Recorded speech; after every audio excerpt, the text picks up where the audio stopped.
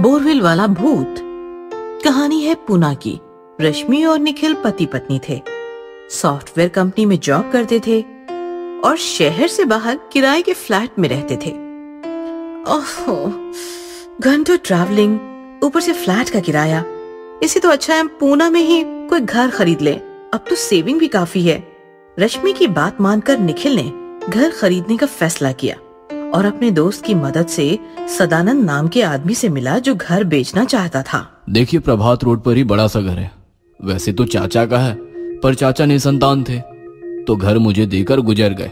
मैं US shift हो रहा हूँ तो बेच रहा हूँ। रश्मि और निखिल ने घर देखा तो उन्हें काफी पसंद आया। उन्होंने घर खरीद लिया और सदानंद यूएस चला गया। कुछ दिन बीत गए। रश्मि और निखिल नए घर में सेटल हो गए थे। उनका डेली रूटीन भी अच्छा चल रहा था। एक रात रश्मि और निखिल सो रहे थे कि अचानक एक आवाज से रश्मि जाग गई। आवाज काफी भयानक थी। सदानंद, मैं तुम्हें छोड़ूंगा नहीं। आवाज के प्रभाव में आकर रश्मि बिस्तर से उठी और चलते चलते एक कमरे के सामने आकर रुक गई।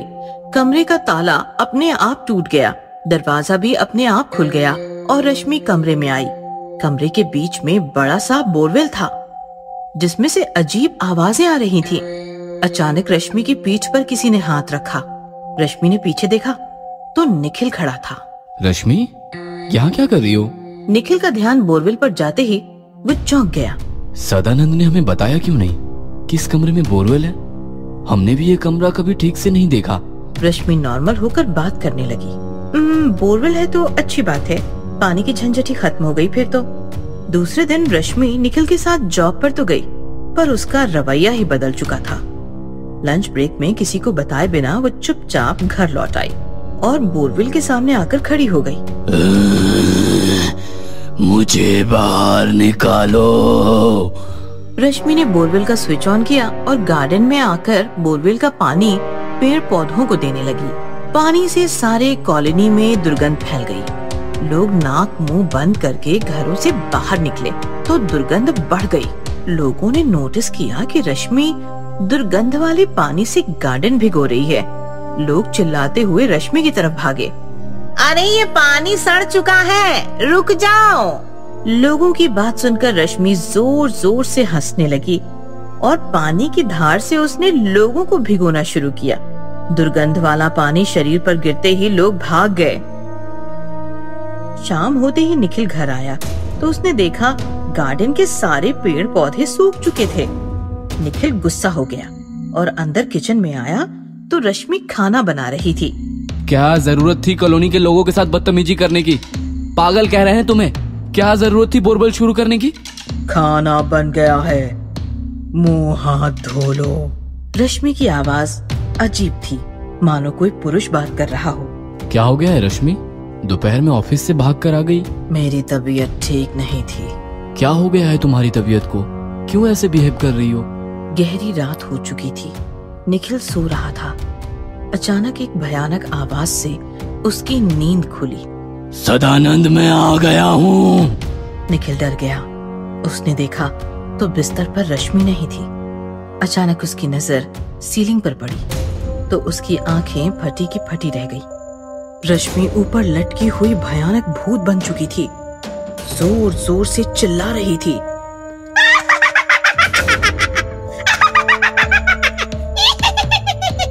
मैं आ गया हूँ सदानंद, मैं तुम्हें मार दूंगा।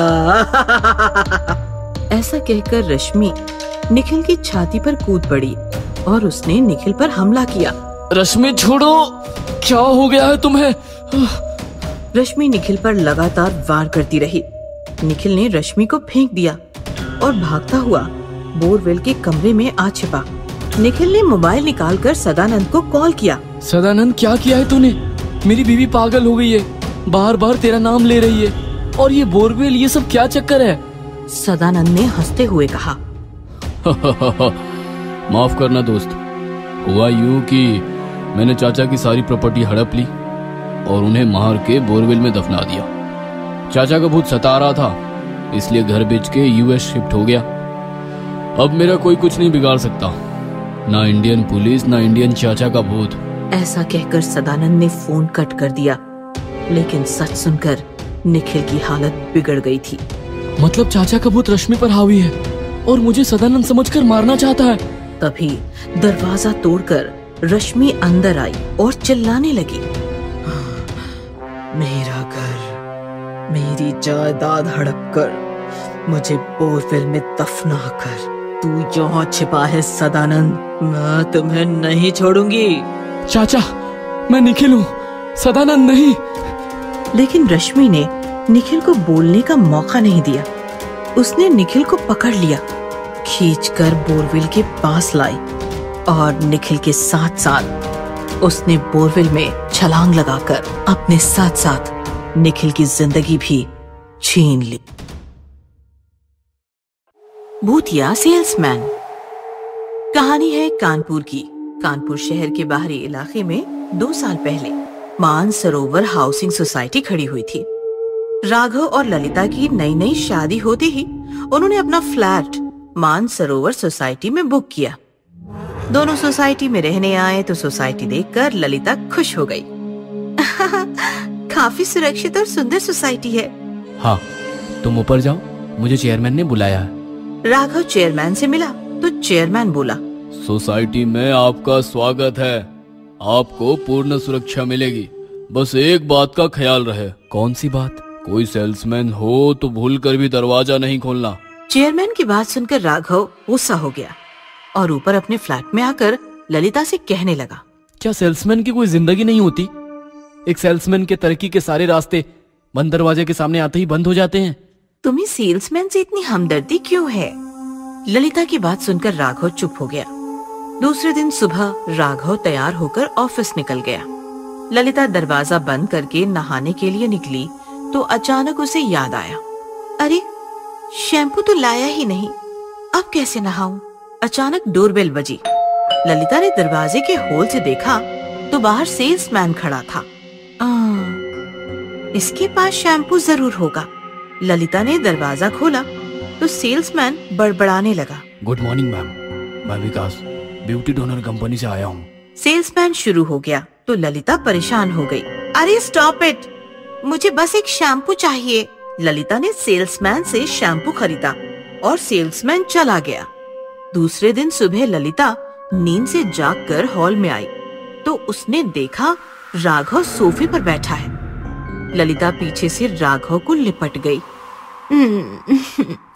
डार्लिंग, जल्दी जाने वाले थे ना, गए क्यों नहीं? अचानक ललिता को कुछ महसूस हुआ। झटके से वो पीछे हट गई। कौन हो तुम? सोफे पर बैठा आदमी पीछे मुड़ा तो ललिता चौंक गई। वो राघव नहीं, सेल्समैन था। तुम पीछे से राघव जैसे दिखते हो, तुम अंदर कैसे आए? जरूर राघव दरवाजा खुला छोड़ गया। दरवाजा तो बंद था। तो फिर तुम अंदर कैसे आए?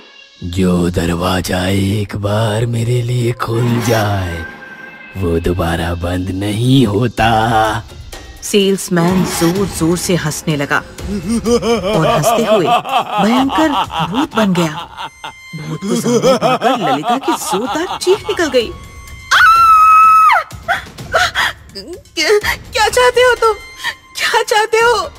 बदला, इस सोसाइटी ने मेरी जान ली है, अब मैं इसे तबाह करूंगा, एक एक करके सबको मार दूंगा।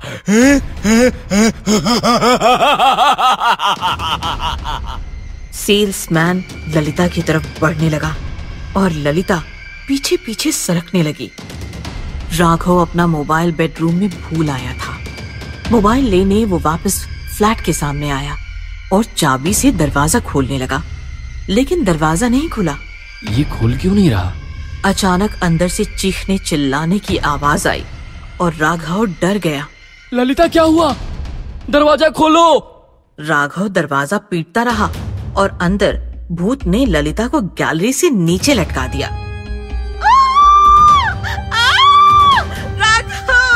राघव, बचाओ, बचाओ राघव। मैं भी ऐसे ही मरा था, अब तुम भी मरोगी। राघव दरवाजा पीट रहा था कि चेयरमैन वहां पहुंचा। जब तक तुम्हारी बीवी जिंदा है वो दरवाजा नहीं खोलेगा। सेल्समैन के लिए दरवाजा खोलकर ललिता ने गलती कर दी। लेकिन वो ऐसा क्यों कर रहा है?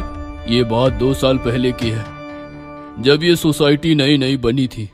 एक सेल्समैन यहाँ सोसाइटी में आया तो मैंने उसे रोका। ओ भाई, तुम अंदर कैसे आए?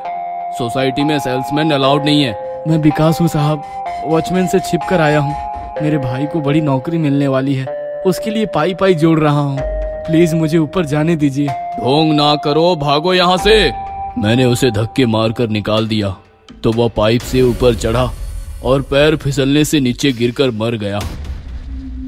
तब से उसकी आत्मा सोसाइटी में भटक रही है। जो दरवाजा खोलता है उसे वो नीचे गिराकर मार देता है। चेयरमैन की बात सुनकर राघव पागलों की तरह चिल्लाते हुए दरवाजा पीटने लगा। विकास भैया, दरवाजा खोलिए। मैं आपका छोटा भाई राघव, वो मेरी पत्नी है, उसे कुछ ना करना। सेल्समैन का भूत ललिता को नीचे छोड़ने ही वाला था कि उसने राघव की आवाज सुनी। उसने फौरन ललिता को ऊपर खींच लिया। ललिता बच गई। सेल्समैन का भूत दरवाजे की तरफ भागा। उसने दरवाजा खोला तो सामने राघव खड़ा था। भूत राघव से लिपट गया। राघव मेरे भाई, कैसा है तू? मैं ठीक हूँ भैया, आप क्यों गए हमें छोड़कर? मैं तुम्हें बड़ा आदमी बनाना चाहता था। मैं बड़ा आदमी बन गया हूँ भैया, ये देखो। ललिता दोनों के पास आई तो राघव ने ललिता से कहा, तू जानना चाहती थी ना कि मुझे सेल्समैन से इतनी हमदर्दी क्यों है? क्योंकि मेरा ये भाई सेल्समैन था जो मेरे लिए मर गया। मैं एक सेल्समैन का छोटा भाई हूँ। सेल्समैन का भूत ललिता और राघव की तरफ देखकर कहने लगा, सच राघव, बहुत बड़ा आदमी बन गया तू। ललिता मुझे माफ करना, बदले की आग में मैं जल रहा था। तुम लोगों को देखकर सारी आग शांत हो गई। अब मैं मुक्ति चाहता हूँ। अलविदा। ऐसा कहकर सेल्समैन का भूत सोसाइटी से हमेशा हमेशा के लिए मुक्त हो गया और राघव और ललिता खुशी खुशी रहने लगे।